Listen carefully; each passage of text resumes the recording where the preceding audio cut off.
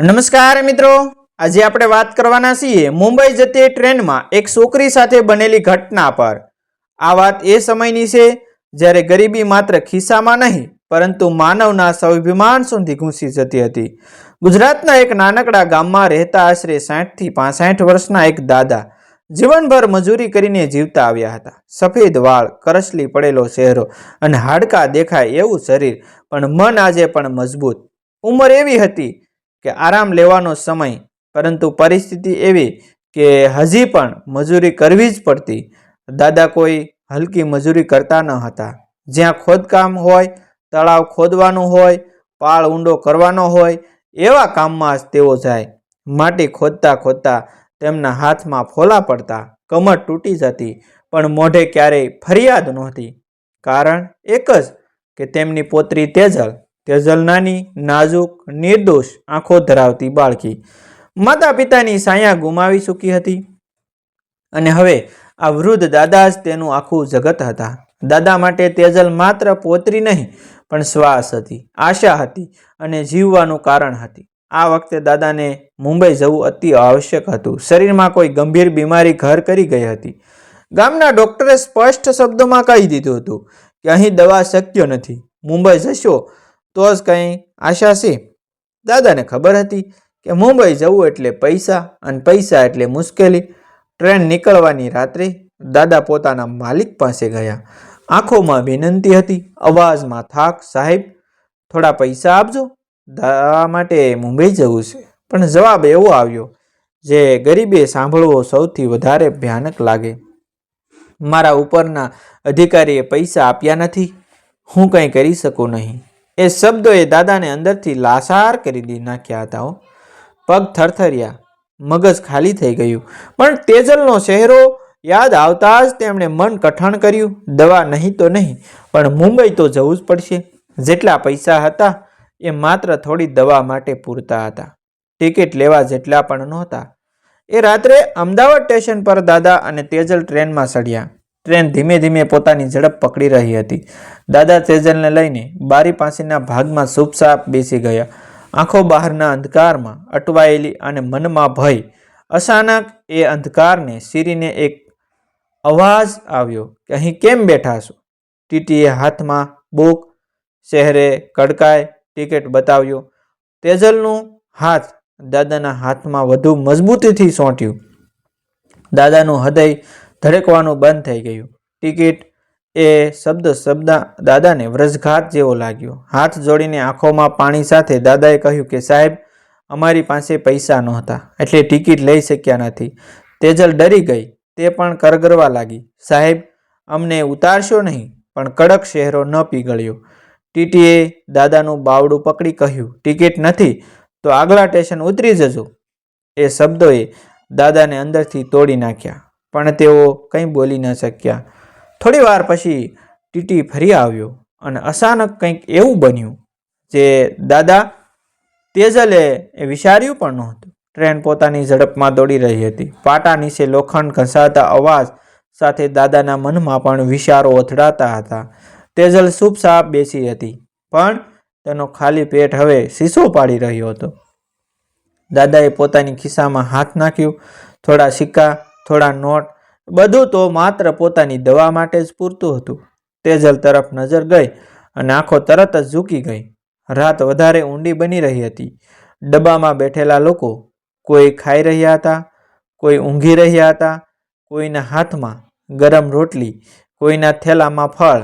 આ દ્રશ્યો તેજલ માટે સજા સમાન હતા। થોડી વાર પછી તેજલ ધીમે અવાજે બોલી કે દાદા, મને બહુ ભૂખ લાગી છે।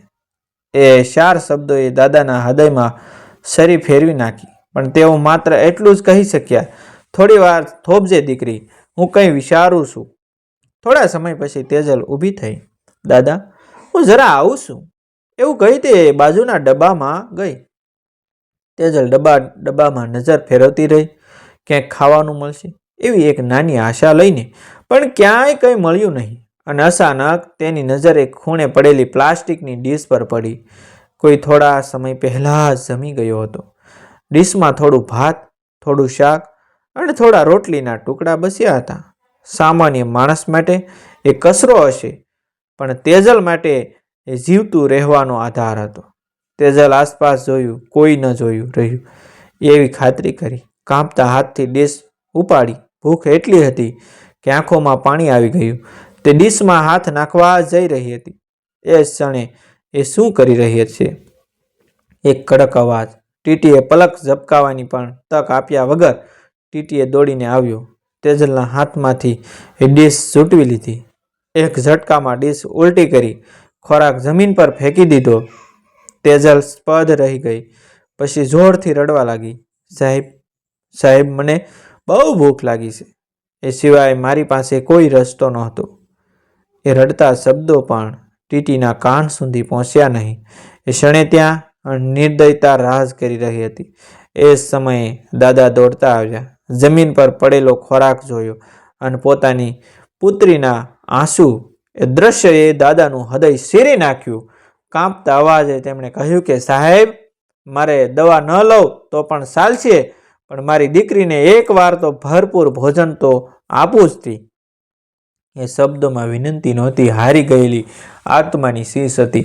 થોડી ક્ષણો માટે આખો ડબ્બો શાંત થઈ ગયો. ટીટી પણ થંભી ગયો.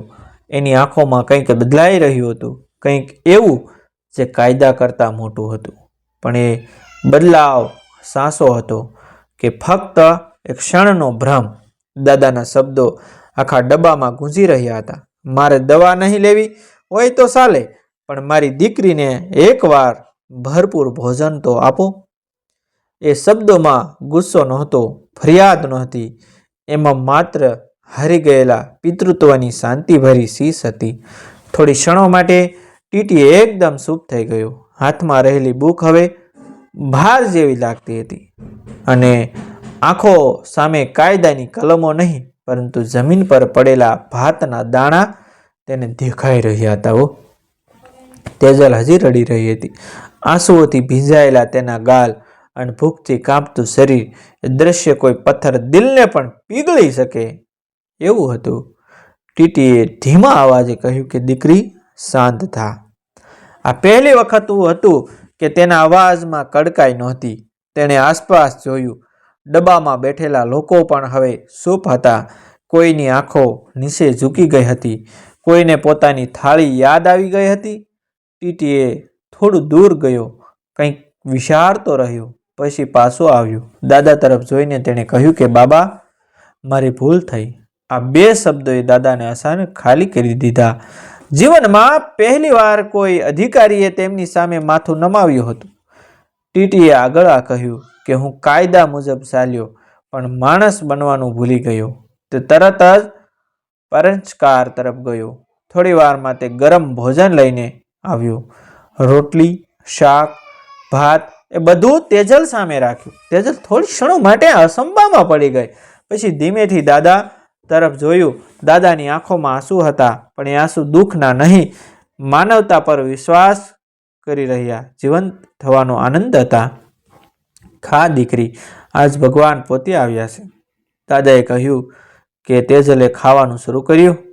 દરેક ગાંસડો દાદાના હૃદયને શાંતિ આપી રહ્યો હતો. ટીટીએ ત્યાં ઊભો રહ્યો, જાણે પોતાનો ગુનો પોતે જ સજા તરીકે જોઈ રહ્યો હોય. થોડી વાર પછી તેણે ખિસ્સામાંથી હાથ કાઢ્યા, દાદાના હાથમાં મૂકી દીધા. મુંબઈ પહોંચ્યા ત્યાં સુધીના અને પાછા ફરવા માટેના પણ તે બોલ્યો કે દાદા હાથ જોડીને ઊભા થયા. સાહેબ, આ ઉપકાર નથી, આ તમે તમારું માનવપણું બસાવ્યું છે.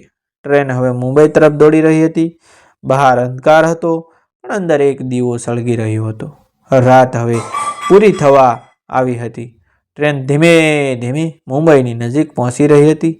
બારી બહાર દેખાતી લાઇટો જાણે આશાનો સંદેશ આપી રહી હતી. તેજલ હવે દાદાની બાજુમાં માથું મૂકીને ઊંઘી ગઈ હતી.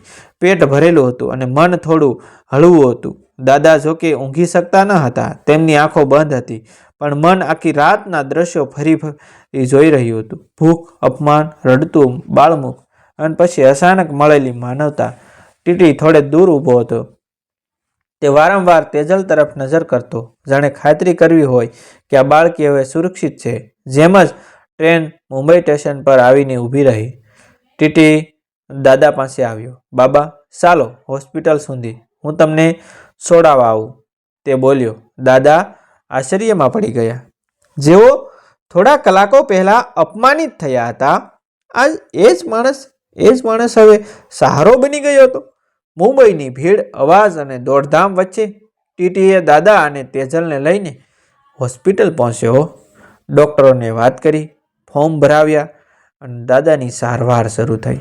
જ્યારે દાદાને બેડ પર સુવડાવવામાં આવ્યા ને ત્યારે તેમણે તેજલનો હાથ મજબૂતથી પકડી લીધો. દીકરી, જો આજે હું બચીશ તો એ આ માણસની માનવતાના કારણે, એવું કહી તેઓ રડી પડ્યા. ટીટીએ તરત જ કહ્યું, નહીં બાબા, નહીં દાદા, જો તમે બચશો તો એ તમારી મહેનત અને આ દીકરીની દીવાના કારણે. થોડી વાર પછી જ્યારે દાદાને દવા આપવામાં આવી, તેજલ બહાર બેસીને રાહ જોઈ રહી હતી. નાની આંખોમાં એક મોટો પ્રશ્ન હતો. દાદા બચશે ને? દાદા બચી જશે ને? થોડી કલાકો પછી ડૉક્ટર બહાર આવ્યા. મોઢે હળવી સ્મિત સાથે બોલ્યા, સમયસર આવી ગયા, હવે જોખમ બહાર છે. તેજલ ખુશીથી રડી પડી. સીધી દોડીને દાદા પાસે ગઈ. દાદાએ ધીમેથી તેની પીઠ પર હાથ ફેરવ્યો. ટીટી દૂરથી આ દ્રશ્ય છે એ નિહાળી રહ્યો હતો, જોઈ રહ્યો હતો. આંખોમાં શાંતિ હતી. કોઈ ઇનામની ઈચ્છા નહોતી, કોઈ પ્રશંસાની અપેક્ષા નહોતી. જતા પહેલા તેણે દાદાને કહ્યું કે બાબા, હું રોજ અનેક મુસાફરો જોઉં છું, પણ આજે હું માણસને સાચે ઓળખ્યો. આજે માણસને ઓળખી ગયો. દાદાએ હાથ જોડીને કહ્યું કે બેટા, આ દુનિયા હજી જીવતી છે એ તારા જેવા લોકોના કારણે. ટીટી ત્યાંથી ચાલ્યો ગયો. નામ પૂછ્યું નહીં, ઓળખ લેવાય નહીં. પણ એક વાત ચોક્કસ હતી કે આ ટ્રેનની સફરમાં એક વૃદ્ધને જીવન મળ્યું, એક બાળકીને માનવતા પર વિશ્વાસ મળ્યો અને એક અધિકારીને પોતાનું સાચું રૂપ મળ્યું. મિત્રો, ક્યારેક કાયદા કરતાં કરુણા મોટી હોય છે અને ટિકિટ કરતાં માનવતા વધુ જરૂરી હોય છે. મિત્રો, આ વાર્તા કાલ્પનિક છે. તેમાં આવતા તમામ પાત્રો, દ્રશ્યો, સ્થળ, દરેક વસ્તુ કાલ્પનિક છે. આવા જ નવા જીવન ઉપયોગી મજેદાર વિડીયો જોવા માટે અમારી ચેનલ સાથે બન્યા રહેજો અને અમારી ચેનલને તમે સબસ્ક્રાઈબ કરી દેજો, જેથી કરી અમારા આવનારા વિડીયો આપને જલ્દી મળી જાય. થેન્ક યુ મિત્રો. મળશું આપણે એક નવા વિડીયો સાથે.